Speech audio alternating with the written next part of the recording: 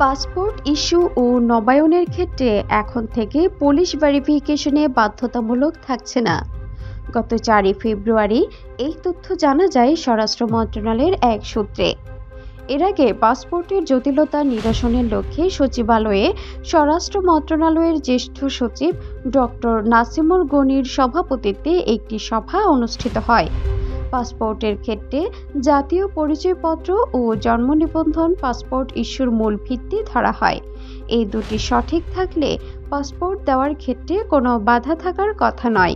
উপদেষ্টা পরিষদের সভায় এমন মতামত উঠে আসার পরই এই নিয়ে কাজ শুরু করে স্বরাষ্ট্র মন্ত্রণালয়ের সুরক্ষা সেবা বিভাগ।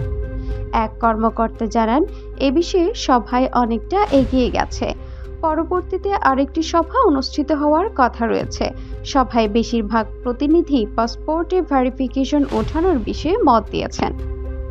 জানা গেছে, সভায় পাসপোর্ট জটিলতা নিরসনের লক্ষ্যে প্রয়োজনীয় সুপারিশ প্রণয়ন করা হয়।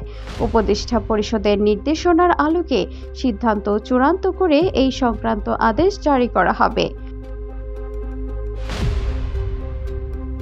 সম্প্রতি সীমান্ত টিভিতে পাসপোর্ট পুলিশ ক্লিয়ারেন্সের নামে ব্রাহ্মণবাড়িয়াতে এক ভুক্তভোগীর কাছ থেকে অর্থ আত্মসাৎ এর একটি ভিডিও ক্লিপ সামাজিক যোগাযোগ মাধ্যমে ব্যাপক ভাইরাল হয়। সম্মানিটা করলেন না তো? ও আচ্ছা স্যার, আমি সম্মানিটা করতেছি, আপনি একটু লাইনে থাকেন, আমি পাঠিয়ে দিই। লাইনে থাকা লাগবে না, এই নাম্বারে পাঠাই দেন, এই নাম্বারে পাঠাইলে পাবো আমি। তার জের ধরে ভুক্তভোগীর লিখিত অভিযোগ আমলে নেয় জেলা পুলিশ সুপার।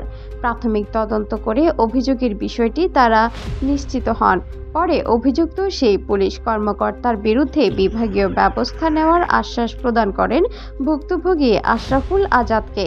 এ বিষয়ে জেলা পুলিশ সুপার বলেন, একজন পাসপোর্ট আবেদনকারীর সব কাগজপত্র ঠিক থাকলে পুলিশ ক্লিয়ারেন্সের বিষয়টি একটি বাড়তি আয়োজন।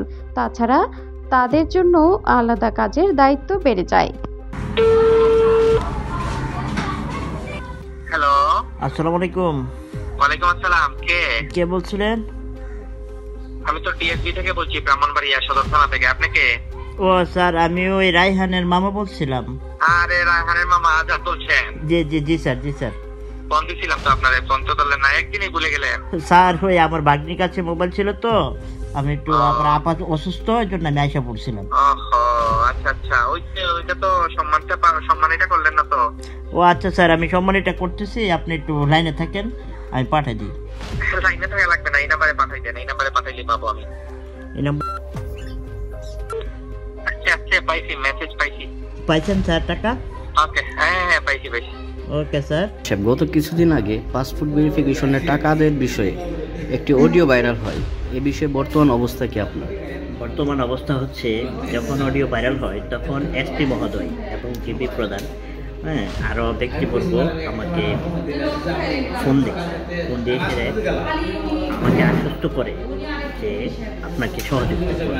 তখন আমি একটু ভয় পাই যে আসলে কি না কি হয়। তখন আমি এসপি মহোদয়ের ভাষায় আমি নিজের সাহসিকতা নিয়ে আমি তার কার্যালয়ে যাই। যাওয়ার পরে উনি আমাকে অনেক সম্মান করলো। তারপর বললো যে আসলে কি সমস্যা। তখন আমি বললাম যে আমার কাছ থেকে ওরা এত টাকা দাবি করছে, অ্যাকচুয়ালি এই টাকাটা নেওয়ার কোনো রাইট নাই। তো এখন বর্তমান অবস্থাটা আপনি কি মনে হচ্ছে? বর্তমান অবস্থা হলো যে আমার একটাই ধারণা যে যার জায়গা থেকে সবাই যদি আমরা সচেতন হই, তখন এই দুর্নীতিমুক্ত করা সম্ভব। কেননা আমার কাছ থেকে যদি 500 টাকা নিয়ে যদি শেষ হয়ে যেত দুর্নীতি, তখন কোনো সমস্যা ছিল না। কিন্তু প্রত্যেক দিন ফিঙ্গারের জন্য 4 থেকে 500 মানুষ ফিঙ্গার দেয়। 500 টাকা করে হলো 2.5 লক্ষ টাকা তারা প্রতিদিন হাতিয়ে নিচ্ছে। খরচ বাবদ 1,500 টাকা।